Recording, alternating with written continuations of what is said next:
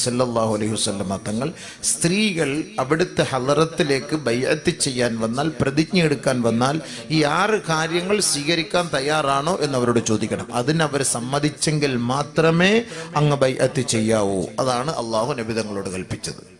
ഇപ്പം മുസ്ലിം സ്ത്രീകൾ പ്രത്യേകമായി ശ്രദ്ധിക്കേണ്ട ഒരു 6 കാര്യങ്ങളാണത്. ബിസ്മില്ലാഹിർ റഹ്മാനിർ റഹീം. യാ അയ്യുഹൻ നബിയ്യു ഇദാ ജാഅകൽ മുഅ്മിനാത് യുബായിഅനക അലാ അല്ലാ യുശ്രിക്ന ബില്ലാഹി ശൈആ. അല്ലാഹു സുബ്ഹാനഹു വ തആല പരിശുദ്ധമായ ഖുർആനിൽ അല്ലാഹുവിന്റെ റസൂലിനോട് താക്കീത് നൽകുകയാണ്. പ്രവാചകരെ, അവിടുത്തെ സദസ്സിലേക്ക് വിശ്വാസിനികൾ അങ്ങയെ ബൈഅത്ത് ചെയ്യാൻ കടന്നു വന്നാൽ അവർക്ക് അങ്ങ് നൽകേണ്ട ഉപദേശ നിർദ്ദേശങ്ങൾ അല്ലാഹു അറിയിച്ചു കൊടുക്കുകയാ. അതിൽ ഒന്നാമതായി അല്ലാഹു പറയുകയാണ്, അലാ അല്ലാ യുശ്രിക്ന ബില്ലാഹി ശൈആ. ആരാധനക്കർഹൻ അല്ലാഹുവല്ലാതെ ഒരു ഇലാഹുമില്ല. അവനെ മാത്രമേ ആരാധിക്കാവൂ. അവനാണ് സ്രഷ്ടാവ്, അവനാണ് നമ്മുടെ നാഥൻ, അവനാണ് നമുക്ക് ഭക്ഷണം നൽകുന്നവൻ, അവനാണ് നമ്മെ സഹായിക്കുന്നവൻ. അതുകൊണ്ട് പ്രവാചകരെ, അല്ലാ യുശ്രിക്ന ബില്ലാഹി ശൈആ, ആ അല്ലാഹുവിനെ അല്ലാതെ മറ്റൊരു വസ്തുക്കളെ ആരാധിക്കരുത് എന്ന് പ്രത്യേകം പറയണം. ശരി, എല്ലാം റെഡിയാക്കി വെക്കാൻ ആദ്യം ഒരു ഇല്ലേ, റൂട്ടിൽ കയറുന്നവരെ ഇച്ചിരി അങ്ങോട്ടും ഇങ്ങോട്ടും.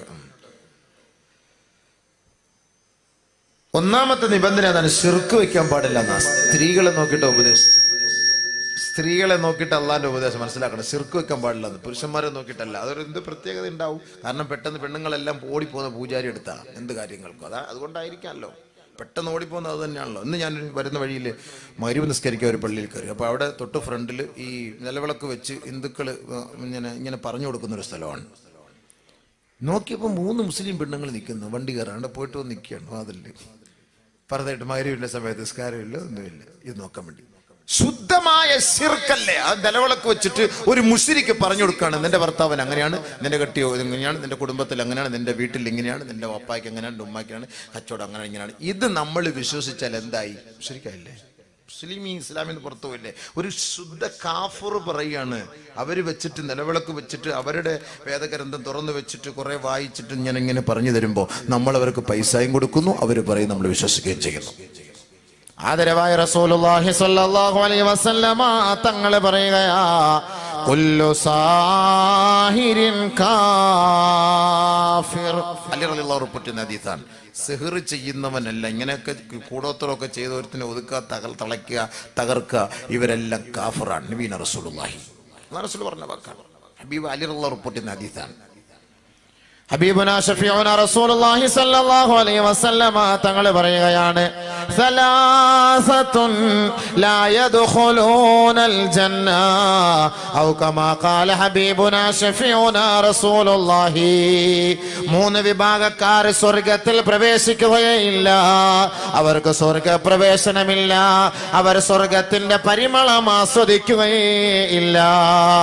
അതിൽ ഒരു വിഭാഗത്തെ അല്ലാഹുവിന്റെ റസൂൽ പറയുക, മുസദ്ദിഖുൻ ബിസ്സിഹ്രി. നിലവിളക്ക് വെച്ചിട്ട് അവരുടെ മുന്നിൽ പറഞ്ഞു കൊടുക്കുന്ന പ്രശ്നം നോക്കാൻ പോയി അവർ പറയുന്ന വാക്കുകളുണ്ടല്ലോ, അതിൽ വിശ്വസിക്കുന്ന നാരിമാരെ, സഹോദരിമാരെ, അവരെ നാളെ സ്വർഗത്തിൽ അല്ലാഹു പ്രവേശിപ്പിക്കുകയില്ല. നബീന റസൂലുള്ളാഹി. പെട്ടെന്ന് വിശ്വസിക്കുന്ന പെണ്ണുങ്ങളാണ്. പെട്ടെന്ന് ഇതിൽ ആണുങ്ങൾ അങ്ങനെ വിശ്വസിക്കില്ല. നിങ്ങൾ പോയി നോക്ക്, ഇതുപോലുള്ള സ്ഥലങ്ങളിൽ പോയി നോക്ക്, കൂടുതൽ ആണുങ്ങളാണോ പെണ്ണുങ്ങളാണോ പോയി നോക്ക്. ആണുങ്ങളായിട്ടൊരാൾ വരും, വണ്ടി ഓടിക്കാൻ ഡ്രൈവർ, ബാക്കി പെണ്ണുങ്ങളായിരിക്കും മൊത്തം കസ്റ്റമർ. വണ്ടി ഓടിക്കാൻ ഡ്രൈവർ അവനാണ്, അത് പെണ്ണില്ലല്ലോ, അവനെ പറ്റ വലിയ പാടായിരിക്കും. പറ്റുമെന്നുണ്ടെങ്കിൽ പിന്നെ പെണ്ണുങ്ങൾ കൂടുതൽ ഇതിന് പോകാൻ സമീപിക്കുന്നത് ജുമാടെ ദിവസമാണ്. ഇക്ക പള്ളിക്ക് പോകുന്ന സമയം നോക്കിയിട്ട് പെട്ടെന്ന് പോയി കാര്യം സഹിച്ചിട്ട് ഇക്ക വരുമ്പോഴേക്ക് തിരിച്ചു വിടത്തും. സിർക്കിന്റെ അടുക്കലേക്ക് അതാണ് സഹിക്കാൻ പറ്റാത്ത. മുശ്രിക്കായി പോലും മുസ്ലിം ഇസ്ലാമിന്ന് പുറത്തു പോവല്ലേ, ഇസ്ലാമിന്ന് പുറത്തു പോവല്ലേ. വഹബ് ഇബ്നു മുനബ്ബഹ് റളിയല്ലാഹു തആല അൻഹു പറയുകയാണ്, ഖറഅതു ഫീ ബഅദിൽ കുതുബി, ചില ഗ്രന്ഥം ഞാൻ പഠിച്ചു നോക്കിയപ്പോൾ ഞാൻ അതിൽ കാണുകയുണ്ടായി, യഖൂലുല്ലാഹു അസ്സ വജല്ല, അല്ലാഹു റബ്ബുൽ ഇസ്സത്ത് പറയുകയാണ്, ലാ ഇലാഹ ഇല്ലാ അനാ, ഞാനല്ലാതെ ഈ ഭൂലോകത്തിൽ ഒരു ഇലാഹ് ഇല്ലേ ഇല്ല, ലൈസ മിന്നീ ولا من سحر وليس مني من سحر ولا من سحر بي ولا من تكهن ولا من تكهن به ولا من تطير ولا من تطير به. അല്ലാഹു സുബ്ഹാനഹു വ തആല പറയാണ്, അല്ലാഹ് പറഞ്ഞതായിട്ടാ പറയുന്നത്, ഞാനല്ലാതെ ഒരു ഇലാഹില്ല, ഞാനല്ലാതെ ഒരു ആരാധനില്ലേ ഇല്ല. എന്റെ അസ്തിത്വത്തിൽ എന്റെ വാക്കുകളെയും എന്റെ പ്രവൃത്തികളെയും ആരാണോ ഉൾക്കൊള്ളുന്നത്, ആരാണോ സ്വീകരിക്കുന്നത്, അവരാണ് എന്റെ ഇഷ്ടദാസന്മാർ, ദാസിമാർ. ആ ഇഷ്ടദാസന്മാരിൽ നിന്നും ദാസിമാരിൽ നിന്നും കുറെ ആളുകളെ ഞാൻ ഒഴിവാക്കി നരകത്തിന്റെ മക്കളാക്കി വെച്ചിട്ടുണ്ട്. അവരിൽപ്പെട്ടവരാണ് മൻ സഹറ വലാ മൻ സുഹിറ ബിഹി, സിഹ്ർ ചെയ്യുന്നവൻ, സിഹ്ർ ചെയ്യാൻ ആവശ്യപ്പെടുന്നവൻ, സിഹ്ർ ചെയ്യാൻ ആവശ്യപ്പെടുന്നവൻ. ഒരാളെ ഇടങ്ങേറാക്കാൻ വേണ്ടി അവനെ കാടമുട്ടയ്ക്കകത്ത് ഞാൻ ചെയ്തു തരാളിയ, നീ ഇത്ര രൂപ എനിക്ക് എന്നാ മതി, ഇനി അവൻ ഗൾഫിലേക്ക് പോകില്ല, അവന്റെ ഒടുക്കത്തെ വരവായിരിക്കും, ഇനി അവൻ പോകില്ല ആ സംഭവം. അല്ലെങ്കിൽ ഇനി പോയാലോ അവൻ എനിട്ട് വരാതിരിക്കാനുള്ള പണി ഞാൻ ചെയ്തു തരാം. അളി എനിക്ക് കാര്യമായിട്ട് ചെയ്തത് ഹറാമ ഇതെല്ലാം ചെയ്യുന്നത് ശരിയല്ല, എന്നാൽ അളി ഒരു 50,000 രൂപ പറഞ്ഞു, എന്തായാലും അള്ളാന്റെ ഭാഗം ഇടി കൊള്ളണം, ഒരു 50,000 രൂപ ദുനിയാവിലെങ്കിലും കിട്ടട്ടെ, കൊടുക്കും ആളുകൾ. കാര്യം സഹിക്കണം, അവനെ എങ്ങനെ ഒതുക്കണം. ഇത് കൊടുക്കുന്നവനും ഇത് ചെയ്യുന്നവനും രണ്ടുപേരും അള്ളാഹുവിന്റെ യഥാർത്ഥ ദാസന്മാരെ അല്ല, ചെയ്യാൻ പാടില്ല. ശിർക്കല്ലേ, അത് കഫറല്ലേ, അത് ശിർക്കാണത്, കുഫറാണ്. കുഫറിലേക്ക് കൊണ്ടു ഒരാൾ നമ്മളുടെ എത്ര അക്രമം പ്രവർത്തിച്ചവനാകട്ടെ, നമ്മൾ എന്തിന് അവനെതിരെ നമ്മള് ഇല്ലല്ലാ റബ്ബേ പടച്ചവനെ നീ കാക്കണം, നീ നോക്കണം, എന്നെ ഇങ്ങനെയൊക്കെ കൈകാര്യം ചെയ്ത് നീ എന്താന്ന് വെച്ചാൽ തീരുമാനം എടുത്തോ യാ അല്ലാഹ്. ഉഫവ്വിളു അംരീ ഇലല്ലാഹ്, ഉഫവ്വിളു അംരീ ഇലല്ലാഹ്, അല്ലാഹുവേ എന്റെ സകലമാന കാര്യങ്ങളും നിന്നിൽ ഞാൻ ഇത് അർപ്പിക്കുകയാണ് റബ്ബേ. അങ്ങോട്ട് വിട്ടാൽ മതിയല്ലോ, പടച്ചവൻ കാര്യങ്ങളെല്ലാം ഏറ്റെടുത്തുള്ളല്ലോ. അള്ളാഹെക്കാട്ടിലും വലിയ കഴിവൊന്നും മഖ്ലൂഖിക്ക് അല്ലാഹു തആല നൽകിയിട്ടില്ലല്ലോ. ഒരുത്തന്നെ അതൊക്കെ പിശാചിന്റെ പണികളാണ്, ശൈത്താന്റെ പണികളാണ്. ശൈത്താൻ അങ്ങനെയാണ് ചെയ്യുന്നത്, പണി കൊടുക്കുന്നത് ശൈത്താനാണ്, അവന്റെ പണി അതാണ്, ശൈത്താന്റെ പണിയാണ്. അപ്പൊ ശൈത്താനെ വഴിപ്പെട്ടില്ലേ, ശൈത്താനെ വഴിപ്പെട്ടാൽ ആരായി മാറും? നരകത്തിന്റെ അവകാശിയായി മാറും. അള്ളാഹെ വഴിപ്പെടാത്തവനാണ് ഇബ്ലീസ്, അള്ളാഹെ വഴിപ്പെടാത്തവനാണ് ഇബ്ലീസ്. ബഹുമാനമുള്ള സഹോദരങ്ങളെ, ഞാനൊരു ചോദ്യം ചോദിക്കട്ടെ നിങ്ങളോട്. ഇബ്ലീസ് ആവാനുള്ള കാരണം എന്താ? ഇബ്ലീസ് ആകാനുള്ള കാരണം എന്താ? എന്താ ഇബ്ലീസ് എന്ന് പറഞ്ഞാൽ എന്താണ് അതിന്റെ അർത്ഥം? ദുനിയാവിൽ ലോകത്ത് വെച്ച് ആദ്യമായിട്ട് മരിച്ച വ്യക്തി ആര് എന്ന് ചോദിച്ചാൽ എന്തായിരിക്കും നമ്മുടെ മറുപടി? ആദ്യമായിട്ട് ലോകത്ത് മരിച്ച ആളാരാ നമ്മൾ ചോദിച്ചാ ആരാണെന്ന് മറുപടി പറയാ? ഞാൻ ചോദിക്കുന്നില്ല, നമ്മൾ പെട്ടെന്ന് പറയുന്ന വാക്കെന്താ? ഹബീൽ അല്ലേ? ഹബീലല്ലേ ആദ്യമായിട്ട് മരിച്ചത്? ഇല്ലയോ? ലോകത്ത് ആദ്യമായിട്ട് മരിച്ച ഹബീലല്ലേ? ഇല്ലയോ? അത് കേൾക്കുന്നോണ്ട് ഗുണമുണ്ടോന്ന് അറിയാനാ ചോദിക്കുന്നത്. ആണോ? അതെ എന്നാ ഞാൻ പറയുന്ന അല്ലാന്ന്. കുടുങ്ങിയ അല്ല എന്ന് പറഞ്ഞ ഇപ്പൊ ഞാൻ നിങ്ങൾക്ക് എന്തെങ്കിലും ചെയ്യാൻ പറ്റുമോ? ഞങ്ങൾ പറയുന്ന വാത് നിങ്ങൾ കേട്ടോണം, മിണ്ടാൻ പാടില്ല. ഞങ്ങൾക്ക് അല്ലാഹ് ചെയ്തൊരു തൗഫീഖ് അതാണ്. ഞങ്ങൾ പറയും നിങ്ങളിരുന്ന് കേട്ടോണം, മിണ്ടാതെ. എൻ്റെ അത് കേട്ടോ എഴുന്നേറ്റ് പോവും, അത് തന്നെ അല്ലാതെ എന്ത് പറഞ്ഞാലും. പിന്നെ മറുപടിയൊക്കെ ഫേസ്ബുക്കിലും വാട്സപ്പിലും ഒക്കെ ഇട്ടാൽ മതി. അയാൾ ഇങ്ങനെയൊക്കെ പറഞ്ഞിട്ട് പോയി വരിച്ച എന്തൊക്കെയാണ് ഈ പറയുന്നത്, പിടുത്തം കിട്ടുന്നില്ലല്ലോ. ഞാൻ പറഞ്ഞ വാക്കല്ല കേട്ടോ, ഞാനല്ല പറയുന്ന വാക്ക്, ഞാനല്ല. ഇതൊക്കെ പറയുന്നത് അല്ലാഹുവാണ്. ആദ്യമായിട്ട് മരിച്ചത് നമ്മുടെ ഗ്രന്ഥത്തിൽ അല്ലെങ്കിൽ നമ്മുടെ ചരിത്രത്തിൽ ഹാബീലാണ് മരിച്ചത്. ഹാബീൽ ഹാബീലിനെ കൊന്നു. ഒരു പെണ്ണിന്റെ വിഷയത്തിലാ അടി, അവിടെ മൂലം തുടങ്ങുക പെണ്ണിന്റെ കാര്യം. ഇന്ന് ഒരുപാട് പ്രശ്നങ്ങൾ നാട്ടിലുണ്ടാകുന്ന പെണ്ണിന്റെ വിഷയത്തിലല്ലേ? ഇല്ലേ? ഭർത്താവിനെ വഞ്ചിക്കുന്നതും ഭർത്താവിനെ കൊല്ലുന്നത്, ഭാര്യ അടക്കം കാമുകനോട് ചേർന്ന് മകളെയും മക്കളെയും ഭർത്താവിനെയും കൊല്ലുന്നത് എന്തിന്റെ പേരിലാണ്? പെണ്ണിന്റെ വിഷയത്തിലാണ്, പെണ്ണിന്റെ പേരിലാണ്.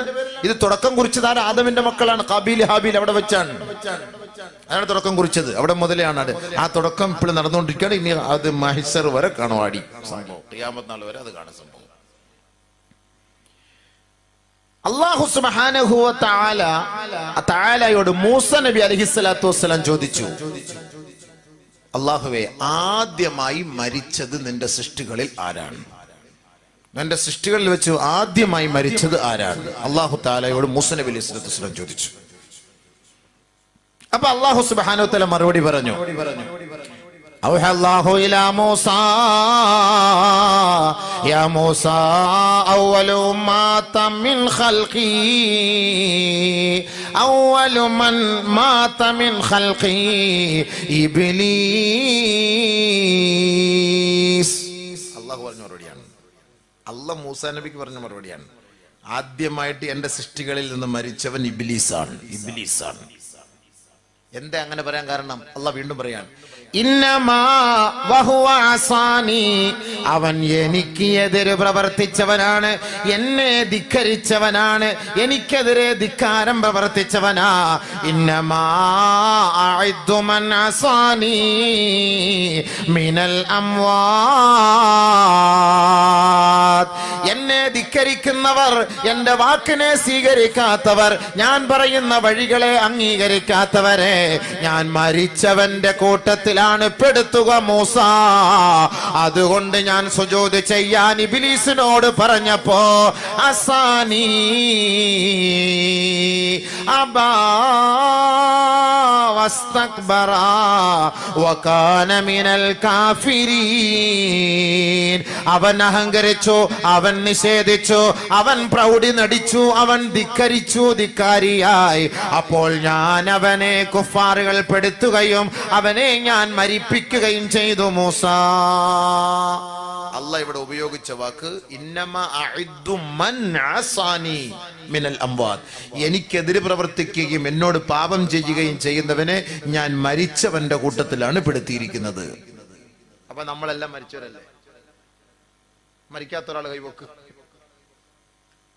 ഈ പറഞ്ഞ വാക്കനുസരിച്ച് ഇന്നമ അഇദ്ദു മൻ അസാനി, പാപം ചെയ്യുന്നവൻ, അല്ലാഹയെ ധിക്കരിക്കുന്നവനെ എല്ലാം അല്ലാഹു സുബ്ഹാനഹു വ തആല ഏത് ഗണത്തിലാണ് പെടുത്തിയത്? ശവം. ശവം. പാപം ചെയ്യാത്തവൻ, പാപം ചെയ്യുന്നവർ മുഴുവനും അല്ലാഹു തആല പറഞ്ഞ വാക്കാണ്, അവരെല്ലാം പാപികളാണ്. അങ്ങനെ പാപികളായവന്റെ ഹൃദയം മരിച്ചുപോയി. അപ്പൊ ഇബ്ലീസാണ് ആദ്യമായിട്ട് മരിക്കുന്നത്. കാരണം എന്താ? അള്ളാഹ്ക്കെതിരെ പ്രവർത്തിച്ചു. അതാണ് മരണം. അപ്പൊ മരണം അപ്പൊ രണ്ടുണ്ടെന്ന് ഇപ്പൊ മനസ്സിലായി. ആത്മീയമായിട്ടൊരു മരണമുണ്ട്, ശാരീരികമായിട്ടൊരു മരണമുണ്ട്. ശാരീരികമായ മരണത്തിലാണ് ഹാബീൽ ഒന്നാമത്, ആത്മീയമായ മരണത്തിൽ ഇബ്ലീസ് ഒന്നാമത്. ഇബ്ലീസ് മാത്രമല്ല, നമ്മളും എല്ലാം അയാളുടെ കൂട്ടത്തിൽപ്പെട്ട ആൾക്കാർ തന്നെയാണ്. അള്ളാഹുവിന്റെ കണക്ക് പ്രകാരം നോക്കുമ്പോൾ പാപം ചെയ്യുമ്പോൾ നമ്മളെല്ലാം ഇബ്ലീസായി മാറിയില്ലേ? നമ്മളൊക്കെ പാപം ചെയ്യുന്നവരാണ്, ഇബ്ലീസായി മാറി. അപ്പൊ ഇബ്ലീസ് ആവുമ്പോൾ നമ്മൾ മരിച്ചു, ആത്മീയമായി നമ്മൾ മരണപ്പെട്ടു പോയി. ഈ മരിച്ച നമുക്കൊരു പുനർജന്മം വേണമല്ലോ. അതിനെന്താണ് വഴി? മഹാനായ ഈസാ നബി അലൈഹിസ്സലാത്തു വസ്സലാം പറയുകയാണ്, ലയ്യലിജ മലകൂത സമാവാതി വൽ അർദ് മല്ലം യൂലദ് മറത്തൈൻ, രണ്ട് പ്രാവശ്യം ജനിക്കാത്തവൻ സ്വർഗലോകത്ത് പ്രവേശിക്കുകയേ ഇല്ല. മഹാനായ ഈസാ നബി അലൈഹിസ്സലാത്തു വസ്സലാം പറയുകയാണ്, രണ്ട് പ്രാവശ്യം ജനിക്കണം സ്വർഗത്തിൽ കയറണമെങ്കിൽ. ഒന്ന് യഥാർത്ഥ മരണം, ഒന്ന് യഥാർത്ഥമായ മരണം. അങ്ങനെ യഥാർത്ഥമായി അവൻ ജീവിച്ചു, അതവൻ സ്വർഗത്തിലാണ്. രണ്ടാമത്തെ മരണം എന്താണ്? അവൻ പാപം ചെയ്തപ്പോൾ അവൻ ആത്മീയമായി അവന്റെ ഹൃദയം മരിച്ചുപോയി. ഇനി അവന്റെ ഹൃദയത്തെ പുനർജീവിപ്പിക്കാനുള്ള ഒരേ ഒരു വഴി എന്താണ്? അൽ ഹജ്ജ്. എന്താ ഹജ്ജ് കൊണ്ട്? മൻ ഹജ്ജ വലം യർഫുസ് വലം യഫ്സുഖ് رجع كيوم ولدته أمه أو كما قال رسول الله. ഒരശ്ലീലതയില്ലാതെ, ഒരനാവശ്യ വർത്തമാനമില്ലാതെ, ഒരധർമ്മം പ്രവർത്തിക്കാതെ ഹജ്ജിന്റെ മാസത്തിൽ അള്ളാന്റെ നാട്ടിൽ വന്ന് ആരാണോ ഹജ്ജ് ചെയ്തത്, റജഅ അവൻ മടങ്ങുമത്രേ കയൗമ വലദതുഹു ഉമ്മുഹു, ഇന്ന് അവന്റെ ഉമ്മ പ്രസവിച്ച കുഞ്ഞിനെ പോലെ ഒരു പാപം പോലും ചെയ്യാത്ത കുട്ടിയെ പോലെ മടങ്ങുമെന്ന് ഹബീബുനാ റസൂലുള്ളാഹി. അപ്പൊ ആത്മീയമായി അവൻ ജനിച്ചു, രണ്ടാമത് പുനർജന്മമായി. മരിച്ചിട്ടാണല്ലോ നമ്മൾ ഹജ്ജിന് പോകുന്നത്, പാപം ചെയ്തിട്ടല്ലേ ഹജ്ജിന് പോകുന്നത് അല്ലേ? ഈ പാപം ചെയ്തിട്ടാണ് ഹജ്ജിന് പോകുന്നത്. ഹൃദയം മരിച്ചുപോയി, ഹൃദയം മരിച്ചു. ഈ മരിച്ച ഹൃദയത്തെ പുനർജീവിപ്പിക്കണം. പുനർജീവിപ്പിച്ചെങ്കിലേ സ്വർഗത്തിൽ പ്രവേശിക്കുള്ളൂ. ഈസ നബി അലൈഹി സ്വലാത്തു വസ്സലാം പറഞ്ഞ വാക്കാണ്. അങ്ങനെ പുനർജനിക്ക് വേണ്ടിയുള്ള ഒരു പണിയാണ് ഹജ്ജ്. പുനർജനിക്കാനുള്ള ഒരു വഴിയാണ് ഹജ്ജ്. ആത്മീയമായി അവൻ ജനിക്കുകയാണ്, അവൻ ജീവിക്കാൻ. ഒരുപാട് ഹദീസ് ഖുർആനിൽ അല്ലാഹുവിന്റെ റസൂൽ പറയുന്നുണ്ട്, റജഅക യൗമ വലദതുഹും. ഹജ്ജിന്റെ കർമ്മങ്ങളിൽ കൂടുതലും അല്ലാഹ് പറയുന്ന വാക്കെന്താ? റജഅക യൗമ വലദതുഹും. ഇന്ന് അവന്റെ ഉമ്മ പ്രസവിച്ചവനെ പോലെയാണ്, ഇന്ന് അവന്റെ ഉമ്മ പ്രസവിച്ചവനെ പോലെയായി മടങ്ങി വരും എന്ന് പറഞ്ഞവൻ ഉഫ്റലഹു എന്നങ്ങ് പറഞ്ഞാൽ പോരെ? അങ്ങനല്ല പറഞ്ഞത്. ഇന്ന് അവന്റെ ഉമ്മ അവനെ പ്രസവിച്ചവനെ പോലെയാണ്. പ്രസവിക്കപ്പെട്ട കുട്ടി തെറ്റ് ചെയ്യാത്ത കുട്ടിയാണ്, പാപം ചെയ്യാത്ത കുട്ടിയാണ്. പാപം ചെയ്ത മനുഷ്യന്റെ ഹൃദയം ചത്തുപോയി. ആ ചത്തുപോയ മൃതശരീരത്തെ പുനർജീവിപ്പിക്കാനുള്ള ഒരേ ഒരു വഴി ഹജ്ജ്. ഹജ്ജ് അല്ലാതെ മറ്റൊരു മാർഗമില്ല. ഹജ്ജ്, അതാണ് ഹജ്ജ്. അതാണ് ഹജ്ജിന്റെ ഉത്സാരം. ഹജ്ജിന് പോകാതെ പിടിച്ചു വെച്ചിരിക്കും. നമ്മൾ പൈസ എല്ലാം പിടിച്ചു വെച്ചിട്ട് പാവത്രയും ചെയ്തിട്ട് പിടിച്ചു വെച്ചിരിക്കാം. 3 ലക്ഷം രൂപ. അല്ലാഹ്, ഈ ഓണത്തിന് 3 ലക്ഷം രൂപ കച്ചവടം ചെയ്ത് കഴിഞ്ഞാൽ അളിയ 6 ലക്ഷം രൂപ കിട്ടത്തില്ല. നമുക്ക് അടുത്ത വർഷം ഇൻഷാ അല്ലാഹ് പോകാം. ഹജ്ജിന് പോകാൻ സാമ്പത്തികമുള്ളവർ ഉഡായിപ്പ് നയം നടിക്കും. ഉഡായിപ്പ് നയം എന്താ പറയാ? പെണ്ണിനെ കെട്ടിക്കാനുണ്ട്, വീട് വെക്കാനുണ്ട്, ഇച്ചിരി 1-2 ബാധ്യതകളോടുണ്ടല്ലേ, അതെല്ലാം കൂടെ ഒന്ന് തീർന്നിട്ട് ഇൻഷാ അല്ലാഹ് നമുക്ക് പോകാതെ നിയത്ത്. ശ്രദ്ധിച്ചോ? അങ്ങനെ പറയുന്ന ഒറ്റ ഹദീസ് ഞാൻ പറഞ്ഞുതരാം. ഒരു ഹദീസ് ശ്രദ്ധിച്ചു, അല്ലാഹുവിന്റെ റസൂലിന്റെ വാക്ക, വേണമെങ്കിൽ ശ്രദ്ധിച്ചാൽ മതി. ആദരവായ റസൂലുള്ളാഹി സ്വല്ലല്ലാഹു അലൈഹി വസല്ലമ തങ്ങൾ പറയുകയാണ്, മാ മിൻ അബ്ദിൻ യദഉൽ ഹജ്ജ ലിഹാജത്തിൻ മിൻ ഹവായിജി ദുനിയാ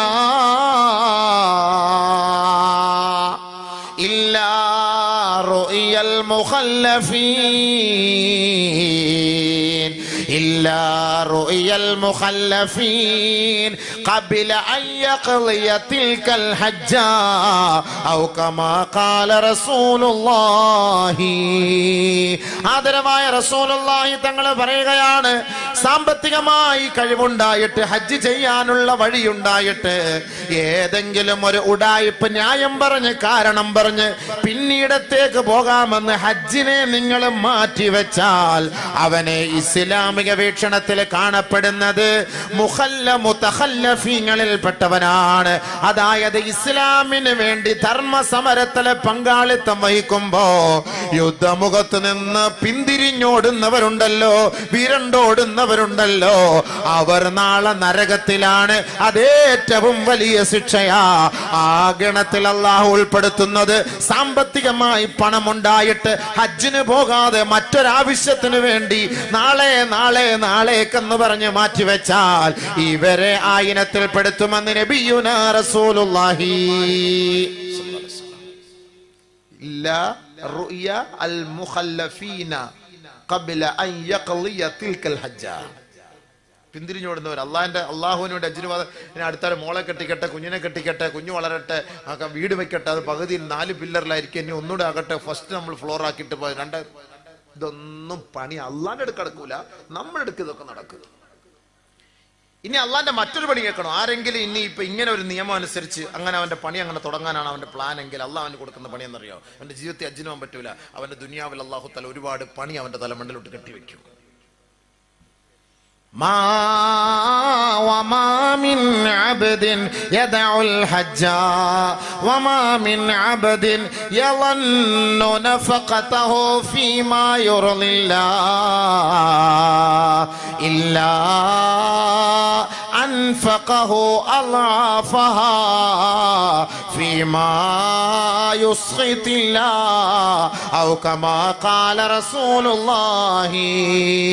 അല്ലാഹുവിന്റെ മാർഗത്തിൽ സമ്പത്ത് ഉണ്ടായിട്ട് അത് റബ്ബിന്റെ മാർഗത്തിൽ ചെലവ് ചെയ്യാതെ അവൻ പിടിച്ചു വെച്ച് പിശുക്ക് കാണിച്ച് ലുബ്ദ് കാണിച്ചാൽ ഇല്ല അൻഫഖ അളാഫാ ഫീമാ യുസ്ഖിതില്ലാ, അവൻ പിടിച്ചു വച്ചതിനേക്കാൾ ഇരട്ടി ഈ ദുനിയാവിൽ അള്ളാഹു അവനെ കൊണ്ട് ചെലവ് ചെയ്യിപ്പിക്കാതെ അള്ളാഹു അവനെ ഈ ഭൂലോകത്ത് നിന്ന് മരിപ്പിക്കുകയേ ഇല്ല. ഈ ദുനിയാവ് അവന്റെ തലയിൽ നിന്ന് മാറാത്ത വിധത്തിൽ ഈ ഭൂലോകത്ത് അള്ളാഹു വലിയ ജോലി അവനെ ഏൽപ്പിക്കുമത്രേ. ഹബീബ് റസൂലുള്ളാഹി ഹജ്ജിന് പോകാനുള്ള വഴിയുണ്ട്, സാമ്പത്തികം കൊണ്ട് എല്ലാം ഉണ്ടായിട്ട് ഹജ്ജിന് പോകാതിരുന്ന അള്ളാഹു ഒരുപാട് പണി അവന്റെ തലമണ്ടലിട്ട് ഏൽപ്പിച്ചേക്കും. നീച്ചോ വീട് വെക്കാൻ അള്ളാഹ് ഏൽപ്പിക്കും. വീട് ഒരു കാലത്തും വെച്ചാലും തീരൂല വീട്. إذا أراد الله بعبد سرا أحضره اللبنا والتين حتى يبنى أو كما قال رسول الله. ദുനിയാവിൽ വെച്ച് ഒരാളെ അള്ളാഹു നിന്ദിക്കാനും അവന്റെ മേൽ ശർറക്കാനും അള്ളാഹുവിന്റെ തീരുമാനം വന്നാൽ കുറെ കല്ലും കട്ടയും മെറ്റിലും സിമന്റും അവന്റെ തലമണ്ടയിലേക്ക് അള്ളാഹു ഇട്ടുകൊടുക്കുമത്രേ. ഹത്താ യബ്നാ, അവൻ അതിങ്ങനെ പണി കഴിപ്പിച്ചുകൊണ്ട് അവന്റെ ജീവിതം മുന്നോട്ട് കൊണ്ടുപോകും. ഒരിക്കലും ആ പണി അവസാനിക്കുകയേ ഇല്ല. ഇതാണ് അള്ളാന്റെ പണി. അതാണ്. ഇനി അല്ലെങ്കിൽ ഏതെങ്കിലും രോഗം കൊടുക്കും പെണ്ണുപിള്ളക്ക്, കൊണ്ടുപോകും ആശുപത്രിയിൽ. നിന്റെ പണി അത് തന്നെയാണ്. പിന്നെ ഒരു കാലത്ത് അച്ഛനും പറ്റൂല. കാരണം എന്താ? ഒന്നീ ഇവള് മരിക്കണം. കാരണം എന്നും ഇവളെ ആശുപത്രി കൂടെ ഞാനല്ല, വേറെ ആരുമില്ല. ആഫിയത്തുള്ള സമയത്ത് അജ്ജിന് പോകാൻ പറഞ്ഞിട്ട് പോയില്ല. നിന്റെ മരിച്ച് നിന്നെ ഒന്ന് ജീവിപ്പിക്കാൻ ഉള്ള ഒരു പണി തരാന്ന് പറഞ്ഞു. നീ പോയില്ല, എന്ന് പോയില്ല. അപ്പൊ നീ പൊയ്ക്കോ ആശുപത്രി മെഡിക്കൽ കോളേജ് കയറി ഇറങ്ങും. അപ്പൊ അവ നിരാശനായി മാറും. അള്ളാന്റെ അടുത്ത് കളി വേണ്ട. പൈസ ഉള്ളവൻ വണ്ടി വിട്ടോളി, അടുത്ത വർഷം പോയി ഒന്ന് ജീവിപ്പിച്ചോണ്ട് പോവാ. അപ്പൊ ചത്തിരിക്കുക നമ്മളെല്ലാരും ചത്തിരിക്കുകയാണ്. മൊത്തം പേരും ചത്തിരിക്കുകയാണ്. കാരണം അള്ളാഹു സുബ്ഹാനഹു വ തആല നമ്മളെ ജീവിപ്പിക്കാൻ വേണ്ടി അള്ളാഹു ഒരുപാട് നിഅമത്തുകൾ പരിശുദ്ധമായ മക്കയിൽ വെച്ചിട്ടുണ്ട്, കഅബയിൽ വെച്ചിട്ടുണ്ട്. നമ്മൾ എന്തിനത് കളയണം? ഈ പാവപ്പെട്ട പെണ്ണുങ്ങളെ കൂടെ കൂട്ടിയിട്ട് പോ. വെറുതെ കറങ്ങാൻ പോകുന്ന സമയം കൊണ്ട് അങ്ങോട്ടേക്ക് പോ. അവിടെ പോട്ടെ, കാണട്ടെ. അൽ കഅബതു മഹ്ഫൂഫത്തുൻ ബി70,000 മിനൽ മലായിക. 70,000 മലക്കുകളെ കൊണ്ട് പരിശുദ്ധമായ കഅബ പൊതിയപ്പെട്ടിരിക്കുകയാ. യസ്തഗ്ഫിറൂന ലിമൻ താഫ ബിഹാ വലിമൻ സല്ലാ ബിഹാ ഔ കമാ ഖാല റസൂലുള്ളാഹി. ആ കഅബയെ ആരാണോ തവാഫ് ചെയ്യുന്നത് അവർക്ക് വേണ്ടി 70,000 മലക്കുകൾ തസ്ബീഹ് ചൊല്ലുകയാണ്, ഇസ്തിഗ്ഫാർ ചെയ്യുകയാണ്. ആ കഅബയുടെ പൂമുഖത്ത് നമസ്കരിക്കുന്നവർക്ക് വേണ്ടി 70,000 മലക്കുകൾ സലാത്ത് ചൊല്ലുകയാണ്. 70,000 മലക്കളെ കൊണ്ട് ആ കഅബ പൊതിഞ്ഞിരിക്കുന്നത്. എപ്പോഴും അവരവിടെ തന്നെ കാണും. ആ കഅബയിൽ എപ്പോഴും അവർ തന്നെയാണ്. 70,000 മലക്കൾ ആ കഅബയെ പിടിച്ച്, അതിന് അവരുടെ മുകളിലെ നമുക്ക് പിടിക്കാൻ പറ്റുള്ളൂ. 70,000 മലക്കൾ ഉണ്ടാവും. അവരെപ്പോഴും നമുക്ക് വേണ്ടി ഇങ്ങനെ ദുആ ചെയ്തുകൊണ്ടിരിക്കുകയാണ്. അല്ല പുറത്തോടല്ല വരുന്നവൻ പാവപ്പെട്ടനുള്ള സാധുക്കളാണല്ലോ. പുറത്തോടല്ല. ഇതാണ് കഅബ. കഅബയേക്കാൾ അല്ലാഹു സുബ്ഹാനഹു വ തആല എന്റെയും നിങ്ങളുടെയും ശരീരത്തിന് അല്ലാഹു തആല വില നൽകി. കഅബയേക്കാൾ. അത് നിങ്ങൾക്ക് അറിയോ? നിങ്ങൾക്ക് നമ്മളൊക്കെ വലിയ മനുഷ്യന്മാരാണ്. ഇവിടുത്തെ ഏറ്റവും വലിയ മാന്യനാരാണ്? സമ്പത്തുള്ളവനാണ്, പ്രതാപമുള്ളവനാണ്, അധികാരമുള്ളവനാണ്, സമ്പത്തുള്ളവനാണ്, പണമുള്ളവനാണ്. അവനെയുള്ള പവറ്. ബഹുമാനമുള്ള സഹോദരങ്ങളെ, ഞാനും നിങ്ങളും അടങ്ങുന്ന ഈ മനുഷ്യനെ അള്ളാഹു ആദരിച്ചു, അള്ളാഹു ബഹുമാനിച്ചു. അത് നമ്മൾ മനസ്സിലാക്കിയിട്ടുണ്ടോ? അള്ളാഹു ആദരിച്ചു, അള്ളാഹു ബഹുമാനിച്ചു എന്നെയും നിങ്ങളെയും. എതിനേക്കാൾ? കഅബയേക്കാൾ, മലക്കുകളേക്കാൾ. അനിൽ ഹൈക്കൽ ഇബ്നു ജാബിർ റളിയല്ലാഹു തആല റിപ്പോർട്ട് ചെയ്യുന്ന ഹദീസിൽ കാണാം, ബൈന റസൂലുള്ളാഹി സ്വല്ലല്ലാഹു അലൈഹി വസല്ലം യതൂഫു ബിൽ കഅബ. ഞങ്ങൾ അല്ലാഹുവിന്റെ റസൂലുമായി പരിശുദ്ധമായ കഅബയെ വലയം ചെയ്യുന്ന സമയത്തിൽ ഇദ് അഖ്ബല റജുലുൻ ഫയതഅല്ലഖു ബിഅസ്താരിൽ കഅബ. ഒരു ചെറുപ്പക്കാരൻ ആ കഅബയുടെ മൂടുപടം പിടിച്ചിട്ട് ഫയഖൂലു, അവൻ പറയുകയാ, അലാ മാ ഗഫർതലി ബിഹുർമതി ഹാദൽ ബൈത്ത്. അല്ലാഹുവേ, ഈ പരിശുദ്ധമായ പാവനമായ കഅബയുടെ ബർക്കത്ത് കൊണ്ട്, ഈ കഅബയുടെ ഹുർമത്ത് കൊണ്ട് എന്നെ, എന്റെ പാപങ്ങളെ നീ മാപ്പ് ചെയ്യണേ അല്ലാ എന്ന് ആ ചെറുപ്പക്കാരന്റെ വിളി കേട്ടപ്പോ ഹബീബുന റസൂലുള്ളാഹി തങ്ങൾ ആ സഹോദരനെ വിളിക്കുകയാണ്, യാ ഫുലാൻ അലാ ഖുൽത ബിഹുർമതി ഹാദാ ലിമാ ഗഫർത ലീ. ആദരവായ റസൂലുള്ളാഹി സ്വല്ലല്ലാഹു അലൈഹി വസല്ലമ തങ്ങൾ പറയുകയാണ്, ഏ സഹോദരാ, ചെറുപ്പക്കാരാ, നീ അങ്ങനെ പറയരുതേ, അങ്ങനെ പറയരുതേ. നിന്റെ ശരീരത്തെ കൊണ്ട് സത്യം അല്ലാഹുവേ, ഈ ശരീരത്തിന്റെ ബർക്കത്ത് കൊണ്ട്, ഈ ശരീരത്തിന്റെ ഹുർമത്ത് കൊണ്ട് എന്റെ പാപങ്ങളെ മാപ്പ് ചെയ്യണേ അല്ലാ എന്ന് പറയലാണ് നിനക്ക് ശ്രേഷ്ഠത. കഅബയെ കൊണ്ട് നിനക്ക് ഹുർമത്തിനേക്കാൾ ശ്രേഷ്ഠം അതാണെന്ന് ഔ കമാ ഖാല ഹബീബുനാ റസൂലുള്ളാഹി. കഅബയുടെ ഹുർമത്ത് കൊണ്ട് എന്റെ പാപം പൊറുക്കണം എന്ന് പറഞ്ഞപ്പോൾ അല്ലാഹു റസൂൽ തിരുത്തി കൊടുത്തു, അങ്ങനെ പറയരുത്. നിന്റെ ശരീരത്തിന്റെ ഹുർമത്ത് കൊണ്ട് എന്റെ പാപം പൊറുത്താന്ന് പറ. കഅബയേക്കാൾ നിന്റെ ശരീരത്തിനാണ് വില. നമുക്ക് വല്ല വിലയുണ്ടോ? വല്ല വിലയുണ്ടോ? നമ്മുടെ ശരീരത്തിന് വിലയുണ്ടോ? അതാണ് വിലയുണ്ട്. കിഡ്നിക്ക് കൊടുത്ത 5 ലക്ഷം 6 ലക്ഷം രൂപ കിട്ടും, അതേ അറിയുള്ളൂ നമുക്ക്. അതല്ല അവിടെ ശരീരത്തിന്റെ വില നമുക്കറിയില്ല. അല്ലാഹു റസൂൽ പറഞ്ഞ അനിൽ ഹൈക്കൽ ഇബ്നു ജാബിർ റളിയല്ലാഹു റിപ്പോർട്ട് ചെയ്ത ഹദീസാണ്. കഅബയ്ക്ക് വിലയില്ല എന്നല്ല, ഹുർമത്ത്, കഅബയുടെ ഹുർമത്തില്ല എന്നല്ല, അല്ലാഹു റസൂൽ മനുഷ്യന്റെ വില അവിടെ പഠിപ്പിക്കുകയാണ്. വലഖദ് കറംനാ ബനീ ആദം വഹമൽനാഹും ഫിൽ ബർരി വൽ ബഹർ വറസഖ്നാഹും മിനത് ത്വയ്യിബാത് വഫളൽനാഹും അലാ കസീരിൻ മിമ്മൻ ഖലഖ്നാ തഫ്ളീലാ. അള്ളാഹു എല്ലാരെക്കാളും കൂടുതൽ സ്നേഹിച്ചു, ആദരിച്ചു, ബഹുമാനിച്ചു മനുഷ്യനെ. അള്ളാഹു പറഞ്ഞ വാക്കാണ്. അള്ളാഹു പറഞ്ഞു സൂറത്തുൽ ഇസ്രാ, അള്ളാഹു പറഞ്ഞ വാക്കല്ലേ. കഅബയേക്കാൾ അള്ളാഹു സ്നേഹിച്ചു നമ്മളെ, ആദരിച്ചു അള്ളാഹു നമ്മളെ. മലക്കളെക്കാൾ അള്ളാഹു ആദരിച്ചു നമ്മളെ. നമുക്ക് അതിന്റെ വിലയുണ്ടോ? വെള്ളം അടിച്ചിട്ട് കിറി നടക്കുകയാണ്. വെള്ളം അടിച്ചിട്ട് കിറി നടക്കണം. അള്ളാഹു കഅബയേക്കാളും ആദരിച്ച ഈ ശരീരം, മുത്തായ ശരീരം, മുബാറക്കായ ശരീരം, എന്നിട്ട് ശിർക്ക് വയ്ക്കാൻ പോവാ പൂജാരിക്കല്, കറക്കാൻ, കുത്താൻ. തത്തമ്മയെ കൊണ്ടുവരും പാണ്ടിക്കാർ ആന്ധ്രാപ്രദേശിൽ നിന്ന്. കൊണ്ടുവന്ന് ഇവിടുത്തെ സാധുക്കളായ പെണ്ണുങ്ങളുടെ അടുക്കൽ കൊണ്ടുവന്ന് ഒന്നെട് എടുക്കുമ്പോൾ, നിന്റെ കെട്ടിയോ നീ വല്ലാത്ത വിഷമത്തില്ല ഗൾഫിൽ കേട്ടോ, നീ ഒന്ന് വിളിച്ച് ചോദിക്കണം, ഒരു 500 രൂപ തന്നാൽ ഞാൻ മാറ്റാം, അവിടെ ചെറിയൊരു ലൈസൻസിന്റെ പ്രശ്നത്തിലാണ്.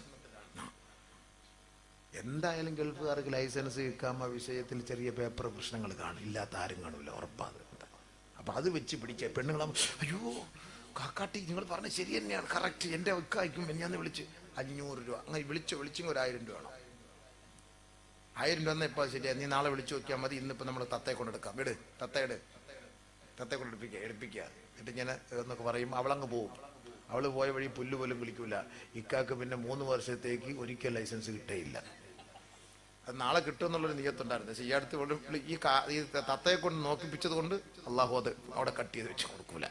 വലാ മൻ തതയ്യറ വലാ മൻ തുതയ്യറ ബിഹി. പക്ഷികളെ കൊണ്ട് നോക്കുന്നവരെ അല്ലാഹു ശപിച്ചിരിക്കുകയാണ്. അവർ നരകത്തിലാണ്. അതുകൊണ്ട് എൻ്റെ പൊന്നു പെണ്ണുങ്ങളെ, എൻ്റെ പൊന്നു സഹോദരിമാരെ, ആദരവായ റസൂലുള്ളാഹി തങ്ങളുടെ ഹദറത്തിലേക്ക് വന്ന സഹോദരിമാരോട് ഒന്നാമതായി അല്ലാഹു നൽകിയ ഉപദേശം, അവർ ഒരു കാരണവശാലും ശിർക്ക് വെക്കരുത്, അതിന് കൂട്ടു നിൽക്കരുതേ. ഇന്നഹു മൻ യുശ്രിക് ബില്ലാഹ് ഫഖദ് ഹറമല്ലാഹു അലൈഹിൽ ജന്ന വമഅവാഹുൻ നാർ.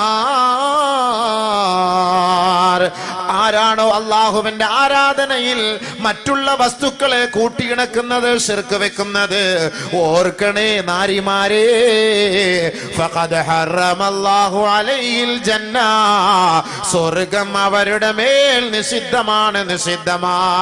വമഅവാഹുൻ നാർ, അവരുടെ സങ്കേതം, അവരുടെ താവളം, അവരുടെ മടക്കം നരകമാണ്.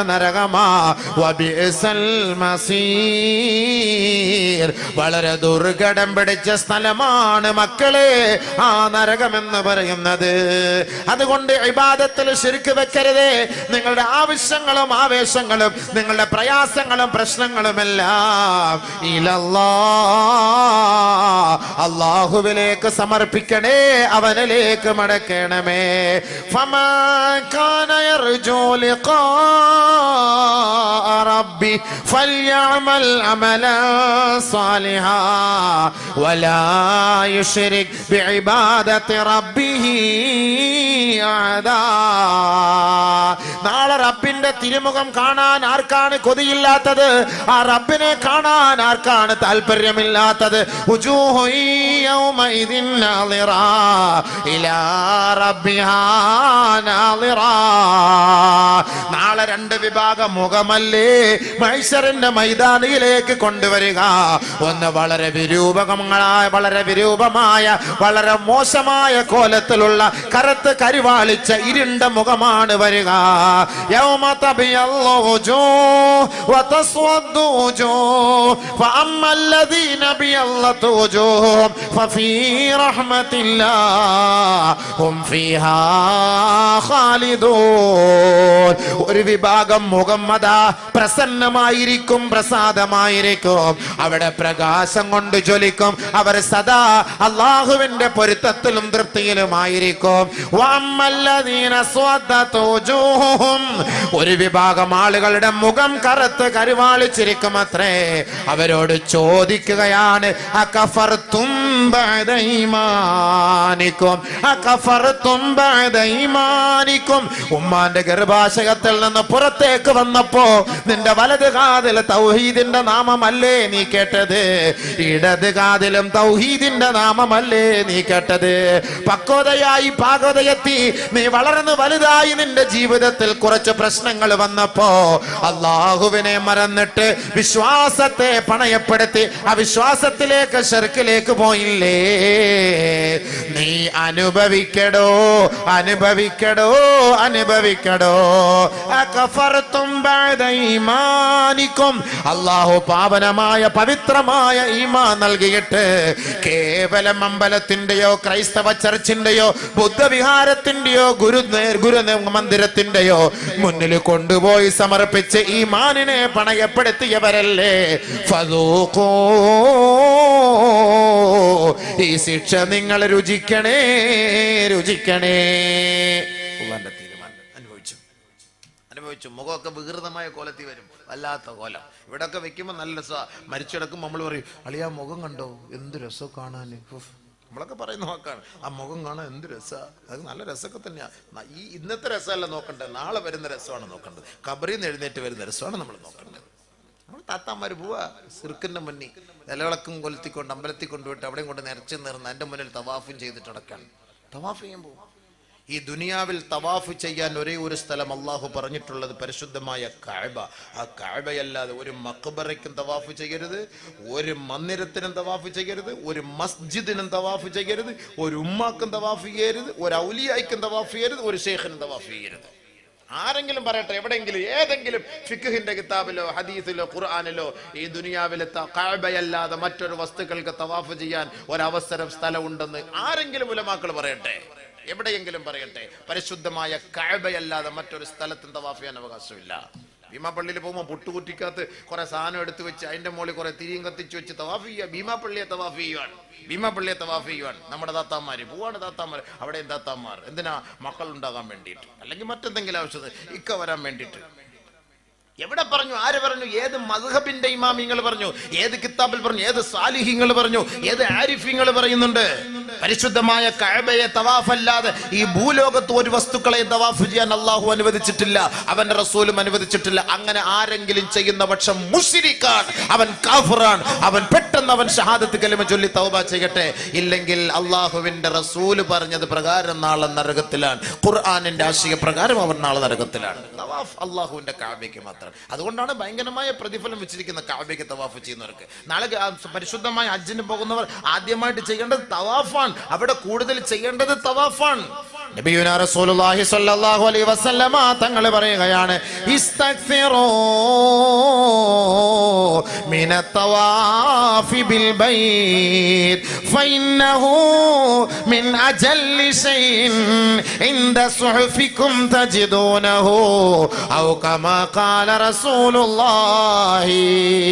നാളെ നമ്മുടെ വലത് കയ്യിൽ ഗ്രന്ഥം നൽകപ്പെടുന്ന ദിവസത്തിൽ ആ ഗ്രന്ഥം തുറന്നു നോക്കുമ്പോ അത് നിന്റെ വലത് കയ്യിൽ ലഭിക്കണോ, മീസാനിൽ ഭാരം കൂടണമോ, സ്വർഗത്തിന്റെ വഴികളിലേക്ക് തെളിക്കണമോ, ഇസ്തഗ്ഫിറൂ മിനൽ ബൈത്തി തവാഫാ, നിങ്ങൾ പരിശുദ്ധമായ കഅബയെ തവാഫ് ചെയ്യണേ, അത് അധികരിപ്പിക്കണേ, അധികരിപ്പിക്കണേ, നിങ്ങളുടെ ഏടുകളിൽ അത് ഭാരം കൂട്ടുമെന്ന് നബിയുനാ റസൂലുള്ളാഹി സ്വല്ലല്ലാഹു അലൈഹി വസല്ലം. അങ്ങനെ തവാഫ് ചെയ്യാൻ പറയുന്നത്. അവിടെ പോയിട്ട് നിസ്കരിക്കലല്ല, അവിടെ പോയിട്ട് തവാഫാണ് കൂടുതൽ ചെയ്യേണ്ടത്.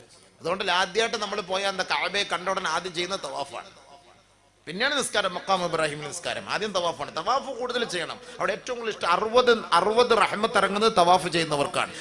ദിവസം 120 റഹ്മത്ത് ഇറങ്ങും കഅബയിൽ. 60 റഹ്മത്ത് തവാഫ് ചെയ്യുന്നവർക്ക്, 40 റഹ്മത്ത് നിസ്കരിക്കുന്നവർക്ക്, 20 റഹ്മത്ത് കഅബയെ നോക്കിക്കൊണ്ടിരിക്കുന്നവർക്ക്. വെറുതെ നോക്കിക്കൊണ്ടിരുന്നാൽ മതി, 20 റഹ്മത്ത് അവർക്ക് കിട്ടും. അവരുടെ ATM-ലേക്ക് 20 റഹ്മത്ത് അള്ളാഹ് ഇറക്കി കൊടുത്തോണ്ടേയിരിക്കും. ആൾക്കാർ കഅബ അവിടെയല്ലെന്ന് വേറെ തവാഫ് ചെയ്യാൻ പറ്റൂല.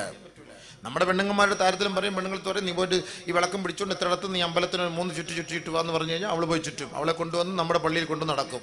ആരെ? സവീന ബീവിയെ, സലീന ബീവിയെ കൊണ്ടു നടക്കും. പാവം പിടിച്ച ഏതെങ്കിലും കാക്കാടെ അരുകത്തുള്ള കവർ അവിടെ കിട്ടുന്ന ഇടി ഇയാൾക്ക് പോലും കിട്ടും. ഇപ്പം തിറങ്ങുന്ന ഉപ്പുപ്പായ്ക്ക് പോലും. 6-ാം മലയ്ക്ക് ചെറിയൊരു ശതം. അതെന്താ? അത് അവിടെ അടിയുടെ എഫക്റ്റ് ഇവിടെ അടിച്ചുകൊണ്ടിരിക്കുകയാണ്. ചിരിക്കാന്ന് പറഞ്ഞാൽ നബി സല്ലല്ലാഹു അലൈഹി വസല്ലം പറഞ്ഞ വാക്കാ, ജന്നിബൂ ജാറസൂ. നബി സല്ലല്ലാഹു അലൈഹി വസല്ലം പറഞ്ഞ വാക്കാ, അഹങ്കാരികളെ, തെമ്മാടികളെ, മുശ്രിക്കീങ്ങളെ നിങ്ങൾ നിങ്ങളുടെ ഖബർസ്ഥാനിൽ നിന്ന് മാറ്റി അടക്കണം. അവിടെ കൊണ്ട് അടക്കി കഴിഞ്ഞാൽ അവിടെ കിട്ടുന്ന അടിയുടെ പ്രകമ്പനം ഈ ഇരിക്കുന്ന സാധുക്കളുടെ ഖബറിലേക്ക് ഇറങ്ങും. നബിയുന റസൂലുള്ളാഹി. ജന്നിബൂഹു ജാറസൂ. ജാറസൂ മോശമായവരുടെ മയ്യത്ത്, മദ്യപാനിയുടെ മയ്യത്തൊന്നും പള്ളിക്കാട്ടിൽ കൊണ്ട് അടക്കാൻ പാടില്ല. അടക്കിയ പ്രശ്നമാണ്. ഞാൻ പറഞ്ഞ വാക്കല്ല, എന്നോട് ദേഷ്യപ്പെടില്ല നിങ്ങൾ. അല്ലാഹുവേ, അള്ളാഹുവിന്റെ റസൂലിന്റെ വാക്കാണ്. അവിടെ കൊണ്ട് അടക്കി കഴിഞ്ഞാൽ എന്താ സംഭവിക്കുന്നത്? അവിടുത്തെ ശിക്ഷ മറ്റുള്ളവർക്കും കിട്ടുമെന്നാണ്. അവർക്ക് കിട്ടുന്നതിന്റെ അംശാൽ. ഇപ്പോൾ ഒരു ട്രെയിൻ നമ്മൾ പോയാൽ തന്നെ ആ പരിസരം താമസിക്കുന്ന വീടെല്ലാം ഒന്ന് മൊത്തത്തിൽ ഔലിയാടെ വീടും കുലുങ്ങും, തങ്ങളുടെ വീടും കുലുങ്ങും, ഷേഖിന്റെയും കുലുങ്ങും, മുരീദിന്റെയും കുലുങ്ങും, എല്ലാവരുടെയും കുലുങ്ങും. അല്ലേ? എല്ലാവരെയും കുലുങ്ങൂല്ലേ? കുലുങ്ങുമ്പോൾ എല്ലാവരെയും കുലുങ്ങും. എല്ലാം ഒരേപോലെ തന്നെ, അവിടെ വ്യത്യാസമൊന്നുമില്ല. അത് നമ്മുടെ പള്ളിയിലെ ഉസ്താദ് അയാളുടെ വീട്ടിൽ കുലുക്കണ്ട, ബാക്കി എല്ലാവരെയും കുലുക്കിക്കൊണ്ട് പോകാന്ന് പറയാൻ പറ്റില്ല. അങ്ങനൊന്നും പറയാൻ പറ്റില്ല. കുലുങ്ങുമ്പോൾ മൊത്തത്തിൽ കുലുങ്ങാണ്. കുനിഞ്ഞാൻ കൂടെ കുനിഞ്ഞാന്ന് പറഞ്ഞ പോലെ സംഭവം. മൊത്തത്തിലാണ് സംഭവം. അതങ്ങനെയാണല്ലോ. വത്തഖൂ ഫിത്ന ലാ തുസീബന്ന അല്ലദീന ളലമൂ മിൻകും ഖാസ്സ. പ്രത്യേകമായ ഒരു വിഭാഗത്തിന് മാത്രമല്ല ശിക്ഷ ഇറങ്ങുന്നത്. ശിക്ഷ ഇറങ്ങും, മൊത്തത്തിൽ ഇറങ്ങും. അതുകൊണ്ട് നിങ്ങളത് സൂക്ഷിക്കണേ, അതുകൊണ്ട് നിങ്ങളത് സൂക്ഷിക്കണേ. അല്ലാഹു തആല പറഞ്ഞ വാക്കാണ്. അതുകൊണ്ട് സത്യവിശ്വാസിനികളായ സഹോദരിമാർ, നബിയേ, അങ്ങയുടെ അരികിലേക്ക് കടന്നു വരുമ്പോ അവരോട് ഒന്നാമതായി പറയേണ്ടത് അല്ലാ യുശ്രികന ബില്ലാഹി ശൈആ. എന്റെ പൊന്നു പെങ്ങന്മാരെ, നിങ്ങൾക്ക് വിഷമമുണ്ടാകരുതേ. ഈ ദുനിയാവിന്റെ ജീവിതമല്ല നമുക്ക് വലുത്, ആഖിറമാണ് പെങ്ങളെ നമുക്ക് വലുത്. ഒരിക്കൽ അല്ലാഹുവിന്റെ റസൂൽ പറയുകയുണ്ടായി, ഇർതഹലത്തി ദുനിയാ മുദ്ബിറാ وارتحلت الآخرة مقبلا لكل منهما ولكل منهما بنون فكونوا من أبناء الآخرة ولا تكونوا من أبناء الدنيا. ആദരവായ റസൂലുള്ളാഹി സ്വല്ലല്ലാഹു അലൈഹി വസല്ലമ തങ്ങൾ പറയുകയാണ്,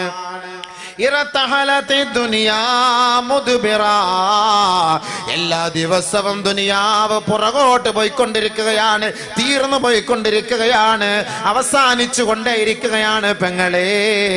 വഖബലത്തിൽ ആഖിറത്തു മുദ്ബിറാ മുഖ്ബിലാ.